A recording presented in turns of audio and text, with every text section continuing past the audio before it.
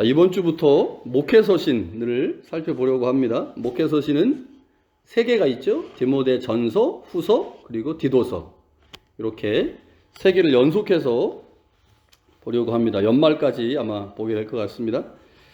자, 세 권의 책을 목회서신이라고 부르는데 이제 그 이유는 바울이 이제 사랑하는 제자인 디모데와 디도에게 보낸 일종의 목회 지침서이기 때문에 그렇습니다. 목회를 하면서 가장 중요하게 행해야 될 것이 무엇인지, 그리고 조심하고 유의해야 할 것이 무엇인지를 바울이 그의 제자들에게 가르쳐주는 말씀이기 때문에 목회서신 이렇게 부릅니다. 본문의 내용을 보면 1절, 2절은 서론인데 서론은 바울의 서신들이 거의 비슷해요. 바울이 자기가 어떤 사람인지를 밝히고 또 이제 수신자가 나오고 마지막에 보면 은혜와 긍휼과 평강이 있을지다 이런 표현들이 나오죠. 자, 본론이 이제 3절부터 시작이 되는데 3절에 이렇게 되어 있습니다. 내가 마게도냐로 갈 때 너를 구원하여 에베소에 머물라 했다.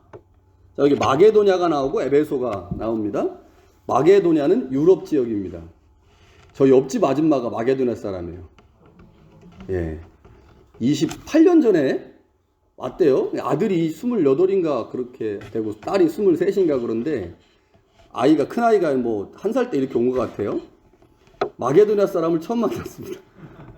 이제 코로나 때문에 저희가 대화를 잘 못하다가 최근에 이제 뭐 대화를 좀 했는데 간호사였고 딸도 간호사고 아들은 지금 의대 다니고 있고 이렇게 하는데 마게도냐 사람 저게 굉장히 친숙하잖아요. 마게도냐가 나오니까 성경에 제가 목사라고 하니까 너 성경 참 많이 알겠구나 뭐 이런 얘기를 좀 했는데 제가 이제 주로 집에서 설교 준비를 하니까 낮에 이제 집에 있잖아요. 아마 그 아줌마 생각에 저 사람은 뭐 하는 사람이길래 출근도 안 하고 맨날 집에만 있을까 이런 생각을 했을 건데 최근에 그 비밀이 풀렸죠.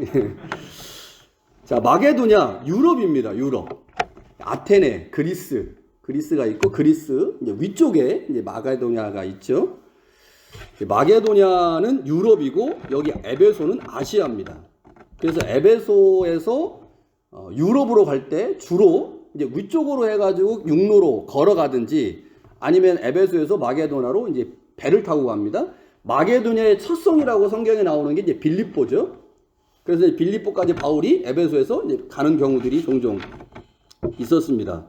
아시아 전도가 끝나고 유럽 전도를 시작할 때 바울은 에베소에서 빌립보로 이제 가게 됐는데, 자, 바울의 전도 여행에 보면 여러 가지 이제 전도 그 당시의 상황들이 쭉 나오는데 오늘 본문에 바울이 디모데를 에베소에 남겨놨다라고 하는 것이 사도행전에 안 나옵니다. 왜 안 나올까? 이유는 여러 가지로 생각할 수 있겠지만 사도행전은 1차부터 3차까지 전도 여행이 나와요. 1차, 2차, 3차. 1차는 아시아 지역을 전도한 거고 2차하고 3차는 이제 유럽 지역을 전도했는데 특별히 3차는 2차 지역을 돌아보면서 이제 3차 전도행을 했기 때문에 2차와 3차는 유럽 지역들이 이제 겹치게 되는데 그러면 왜 이게 안 나오느냐? 에베소에 머물러 한 것이 왜 안 나오느냐? 3차 전도여행 이후에 바울이 디모데를 에베소에 머물러 했기 때문에 안 나오는 것이 아닌가라는 생각이 들어요. 그렇다고 하면 사도행전의 연대기보다 조금 더 뒤에 요 사건이 있었던 것이 아닌가 이렇게 추측을 해볼 수가 있겠죠. 지금 바울이 디모데에게 에베소에 머물라라고 했는데 아마 이 에베소는 에베소 교회일 것으로 보입니다. 그러니까 에베소 교회는 이미 그 전에 바울이 이제 개척을 했잖아요. 2차 전도여행 때 들렸고 3차 때는 아주 길게 들렸던 곳이고 그 다음에 이제 3차에서 복귀할 때 예루살렘으로 복귀할 때 바울이 에베소를 다시 들리고 싶었는데 갈 수가 없어서 에베소 장로들을 이제 밀레도라고 하는 섬에 초대해서 거기서 말씀을 나누는 그게 이제 20장에 나오죠. 맞나? 20장. 하여튼 사도행전에 보면 이 에베소가 굉장히 중요한 위치에 놓여 있습니다. 자, 그러면 이 사도행전에 나오지 않기 때문에 대략적으로 한번 시간을 계산해 볼 필요가 있어요. 디모데 전서가 대략 63년에서 64년경에 기록됐다고 봅니다. 63년에서 64년경. 자, 1차 전도행, 1차부터 3차까지 전도행을 마치고 바울이 이제 예루살렘에 붙잡히죠. 붙잡히고 나서 이제 가이사랴 오게 투옥되고 난 후에 바울이 로마로 직송되면서 4차 전도 여행이 시작되는데, 바울이 로마에 가서 투옥된 그 시기하고 이 디모데 전서가 기록된 시기하고 비슷합니다. 자, 바울이 로마에 2번 투옥이 돼요. 2번. 1차 투옥은 61년에서 63년경, 정확하게 연대를 딱 집어서 말할 수는 없어요. 이게 안 나오기 때문에. 대략 61년에서 63년경에 1차 투옥이 되는데, 이 1차 투옥 때 쓴 성경이 에베소서라고 학자들이 얘기를 합니다. 에베소서, 골로새서, 에베소서. 이게 이제 1차 투옥 되고요. 1차 투옥된 후에 잠시 풀려납니다. 잠시 풀려났는데 한 1년 정도 풀려났다가 다시 2차 투옥이 돼요. 2차 투옥이 되고 난 후에 65년에서 66년경에 순교합니다. 그러니까 2차 투옥 때, 그 때가 언제냐? 63년에서 64년경이라고 봐요. 그러니까 바울이 로마로 가서 1차 투옥되고 잠시 풀려났다가 2차 투옥 됐는데, 2차 투옥 때 디모데 전서와 후서를 썼다고 보거든요. 그러면 1차 투옥과 2차 투옥 사이에 뭐 했을까요? 바울의 상황을 보면 전도했을 거다라는 생각이 들죠? 그 전도 때 아마 바울이 디모데를 데리고 에베소에 간 것 같습니다. 에베소에 가서 디모데를 에베소에 남겨놓은 거예요. 남겨놓으면서 여기가 아시아 지역의 거점이고 여기서 사역을 잘하면 마게도냐까지 선교할 수 있으니 네가 에베소 교회를 좀 목회해라 라고 바울이 디모데에게 그렇게 말한 게 아닌가. 그러니까 여기 나오는 3절의 이야기는 1차, 2차, 3차, 4차 전도여행이 끝나고 바울이 로마에 투옥됐다가 잠시 풀려났을 때 디모데를 데리고 에베소에 가서 복음을 전도했고, 그때 디모데에게 여기 머물러라, 이 교회를 좀 목회해라 라고 하고 다시 로마로 가서 투옥되는 2차 투옥. 그 2차 투옥 때 디모데 전서를 썼다는 거죠. 그러니까 지금 디모데가 지금 에베소에 머물러 있잖아요. 그 에베소에 머물러 있는 디모데에게 2차 투옥, 2차 감옥에서 이제 쓴 게 이 디모데 전서일 거다라고 보통 보고 있습니다. 연대기, 왜 이 연대기가 사도행전은 안 나오기 때문에 우리가 사도행전을 통해서는 알 수가 없고, 대략 바울의 로마 투옥과 순교를 가지고 이렇게 날짜를, 연대를 조금 추정해 보면 이렇게 알 수가 있습니다. 자, 바울이 디모데를 에베소에 머물게 한 이유가 3절과 4절에 나옵니다. 우리말 성경은 두 가지로 나와요. 첫 번째, 어떤 사람들이 교회 안에서 다른 교훈을 가르치고 있었다. 그거 못하게 해라. 또 다른 하나는 신하와 끝없는 족보에 몰두하지 못하게 해라. 이렇게 그러니까 교회 안에서 다른 교훈을 가르치고 있는 사람들이 있으니까 그거 못하게 할 목적으로, 또 다른 하나는 신하와 끝없는 족보에 몰두하고 있는 사람들이 있으니 그거 못하게 할 목적으로, 이렇게 이해할 수가 있습니다. 3절과 4절을 현대인의 번역으로 다시 한번 읽어드릴게요. 내가 마게도냐로 갈 때 부탁한 대로 그대는 에베소에 머물면서 누구든지 다른 교훈을 가르치지 못하게 하고, 첫 번째 이유죠. 두 번째, 신하나 끝없는 족보 이야기에 집착하지 못하게 하십시오. 그것은 무가치한 변론만 일으킬 뿐 믿음으로 구원을 받는 하나님의 계획을 아는 데는 아무런 도움을 주지 못합니다. 자, 요 단락을 이제 우리가 이해할 때 바울이 디모데를 에베소에 남겨놓은 이유가 두 가지다. 첫 번째는 다른 교훈이고, 또 다른 하나는 신하와 끝없는 족보를 못하게, 이 두 가지 때문이다라고 해석할 수 있습니다. 그런데 이 해석을 개별적으로 해석할 수도 있고요, 연결시켜서 해석할 수도 있어요. 그러니까 무슨 말이냐면, 지금 두 가지라고 얘기했잖아요. 하나는 다른 교훈에 대해서 다른 교훈을 하지 못하도록 하기 위해서 머무르게 했다. 또 다른 하나는 신하와 끝없는 족보에 집착하지 못하도록 하기 위해서 남겨뒀다. 이렇게 두 가지로 나눠서 볼 수가 있는데, 자, 나눠서 보게 되면 이 다른 교훈이 뭘까? 뒤에 나와 있는 신하와 끝없는 족보는 우리가 다 아는 거죠? 말 그대로 신하와 끝없는 족보예요. 신하와 족보, 그리스 로마 신화, 족보, 올라가면 맨 위에 누가 있을까? 이런 뭐 말도 안 되는 얘기들 우리가 할 수 있잖아요. 자, 그럼 다른 교훈이 뭘까? 자, 바울 서신, 다른 서신들을 보면 이 다른 교훈을 다른 복음이라고 표현합니다. 그래서 이 다른 교훈은 다른 복음으로 이해하는 게 맞을 거예요. 고린도 후서에서도 그렇고요. 갈라디아에서도 그렇고 바울은 이단의 가르침을 항상 다른 복음이라고 표현했습니다. 이 다른 복음은 십자가의 복음이 아닌 할례의 복음을 의미할 때 이 다른 복음이라는 말을 써요. 바울에게 다른 복음은 할례의 복음을 말합니다. 자, 그러니까 개별적으로 보면 바울은 디모데에게 교회 안에서 다른 복음이 가르쳐지지 않도록 당부한 거예요. 십자가의 복음, 믿음으로 말미암은 이신층의 복음을 가르쳐야지 율법을 행함으로 의롭게 된다든지 할례를 행함으로 의롭게 된다고 하는 다른 복음을 가르치면 안 된다. 그거 주의해라 라고 하는 게 첫 번째 이유고, 또 다른 하나는 신화와 끝없는 족보에 대한 논쟁을 못하게 해라. 이게 이제 두 가지 이유가 바울이 디모데를 에베소 교회에 남겨놓은 이유죠. 분리시키면 그렇습니다. 개별적으로 보면. 그런데 이거를 연결해서 해석할 수 있어요. 연결해서 4절에 나오는 신화와 끝없는 족보가 3절에 나오는 다른 교훈의 구체적 예로 해석하는 겁니다. 요건 제가 설교 시간에 무진장 많이 말씀을 드렸기 때문에 앞에 이야기가 나오고 뒤에 나오는 이야기들은 앞에 있는 이야기를 수식해 주거나 설명해 주는 경우들이 굉장히 많거든요. 그렇게 해석을 할 수가 있는 거죠. 자, 이렇게 할 경우에 지금 교회 안에 문제가 되는 것은 다른 어떤 복음인데, 다른 교훈인데, 그 다른 교훈은 뭐냐? 결론도 나지 않고 하나님의 구원의 계획을 성취하지도 못하는 신화 얘기, 그리고 끝없는 족보 얘기에 대해서 집중하고 있는 사람들이 많다는 거예요. 교회 안에.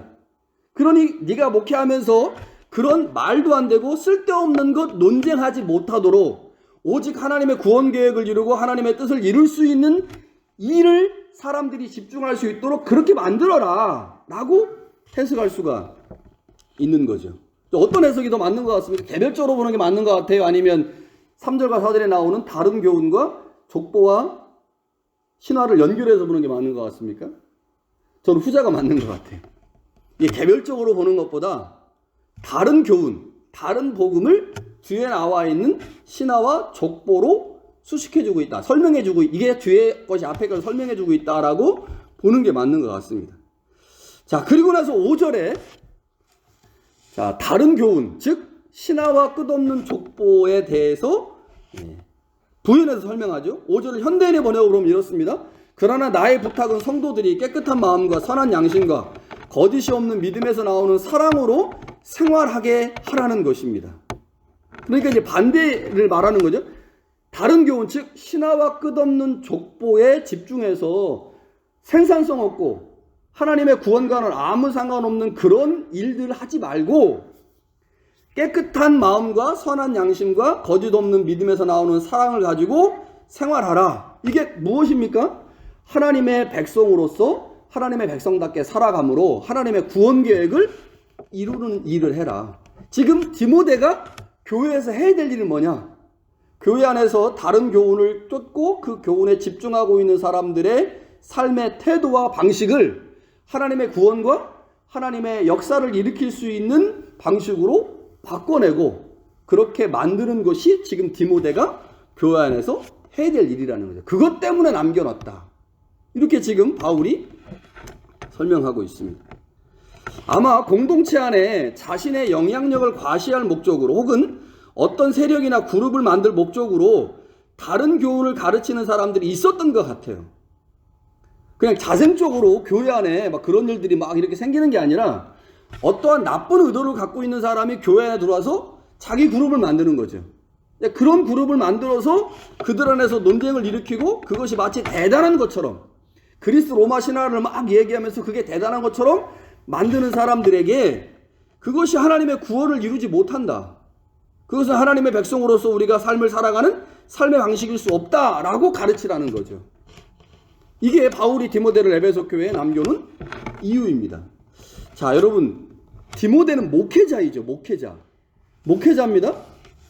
목회자인 디모데에게 가장 중요한 것은 공동체 구성원을 하나님의 말씀으로 양육하는 겁니다. 그러니까 지금 굉장히 복잡하게 얘기했지만 간단하게 말하면 바울이 디모데에게 하나님의 말씀으로 교회에 있는 성도를 잘 양육하라는 거예요. 쓸데없는 거 하지 않고 하나님의 백성으로서 어떻게 삶을 살아야 되는지 그거 가르치라는 겁니다. 하나님의 말씀으로 그들을 양육하는 게 내가 너를 거기에 남겨놓은 가장 중요한 이유다라고 얘기하는 겁니다. 여러분, 예나 지금이나 목회자의 가장 중요한 사명은 말씀을 바르게 연구하여 바르게 가르치는 거죠. 이게 목회자의 가장 중요한 사명입니다. 예전에도 말씀드렸지만 성서를 해석하고 가르치고 설교하는 것은 전문적 지식이 필요합니다. 제가 매번 말씀드렸죠. 신방은 전문적 지식이 없어도 돼요. 만나서 교제하고 위로하고 뭐 권면하는데 무슨 전문적 지식이 필요하겠습니까? 그거 우리가 다 하는 거잖아요. 그런데 가르치고 성서를 해석하고 가르치고 설교하고 전하는 것은 전문적 지식이 필요합니다. 그냥 성경 읽고 이야기해 줄 수 있는 게 아니잖아요. 그래서 3년 배우고 5년 배우고 저는 10년 배웠어요, 성서를. 이렇게 전문적으로 지식을 가지고 있는 사람이 목회를 할 수 있는 거죠. 그래서 교회에서 목회자의 가장 중요한 사명은 말씀을 연구하는 겁니다. 그리고 가르치는 거죠. 여러분, 성도들이 목회자를 바라볼 때 반드시 이것을 기억해야 합니다. 목회자의 가장 중요한 사명이 무엇인가? 역할이 무엇인가? 말씀을 전하고 가르치는 겁니다. 이게 목회자의 가장 중요한, 그래서 교회는 목회자가 말씀을 연구하고 말씀을 공부하고 그 말씀을 잘 묵상해서 가르칠 수 있도록 충분한 시간들을 주어야 하는 거죠. 목회자의 역할이 성소를 통해 성도들을 바르게 가르치는 일이라는 사실을 성도님들이 알아야 돼요. 그래야 목회자에 대한 오해가 없어집니다. 오해가 없어져요. 여러분, 이민교회에서 목회자들이 말씀을 연구하고 가르치는 일에 소홀하고 친목단체처럼 신방하는 일에 집중해요. 여러분, 신방 열심히, 저도 열심히 신방을 했지만 신방 열심히 하면 사실 말씀을 묵상하고 말씀을 묵상하고 연구할 시간이 부족하죠. 그러면 어떤 성도가 그런 얘기 하는 거예요. 어떤 목사님 설교를 듣는데, 야, 준비를 저렇게 안 했을까? 야, 저 얘기 나도 하겠다. 나도 할 수 있는 수준의 이야기를 강단에서 30분을 얘기하는 거예요. 그러면 성도가 생각하는 거죠. 야, 목사님 설교 준비 진짜 안 한다. 와, 안 해도 저렇게 안 할 수 있을까? 야, 나도 할 수 있는 얘기를 하고 있네? 여러분, 이렇게 되면 여러분, 그 목사는 자신에게 주어진 사명을 지금 잘 감당하지 못하는 거죠. 여러분, 목사를 오해하지 않으려면 목회자의 가장 중요한 사명과 사역이 무엇인지를 기억해야 합니다. 그래야 그때 목회자에 대한 존경도, 목회자에 대한 배려도 생기는 거죠. 목회자는 말씀 연구가 첫 번째 사명이고, 두 번째는 그 말씀으로 성도들을 목양하는, 그 목양의 방법이 설교일 수도 있고요, 성경 공부일 수도 있고요, 직접 집에 찾아가서 교제하고 권면하는 것이 될 수 있습니다. 그러니까 신방도 사실은 이 말씀을 가르치고 말씀으로 양육하는 하나의 방편인 거죠. 지금 바울이 디모데에게 목회자로서의 역할이 무엇인지 지금 말하고 있습니다. 목회자도 자신의 역할을 잘 인식해야 하지만 성도들 역시 목회자의 가장 중요한 역할과 임무가 무엇인지를 잘 기억해야 교회가 건강해지는데, 오늘 바울이 디모데에게 야, 내가 너를 거기에 남겨둔 이유는 말씀으로 성도들을 잘 양육하게 하려고 거기에 남겨둔 거야. 그거 잘 기억해 라고 얘기하고 있죠. 여러분, 저뿐만 아닙니다. 교회 각 직분자들이 자신의 직분을 잘 이해하고 그 직분에 맞게 사역할 때 교회는 건강해집니다. 하나님이 세우신 새순교회가 건강한 교회가 될 수 있기를 간절히 축원합니다. 기도하겠습니다. 하나님 아버지, 감사합니다. 주님께서 오늘 디모데 전서를 통해 우리 가운데 말씀하십니다. 하나님, 바울이 디모데를 에베소 교회에 남겨놓은 이유가 무엇인지 우리가 잘 기억하여 오늘 우리가 새순교회에 남겨진 이유가 무엇인지를 깨닫게 하옵소서. 하나님이 우리를 새순교회에 남겨주셨사오니 남겨진 목적대로 잘 사용되어 하나님의 뜻을 이루고 하나님의 마음을 시원케 해드리는 우리 모두가 되게 하옵소서. 예수님의 이름으로 기도합니다. 아멘.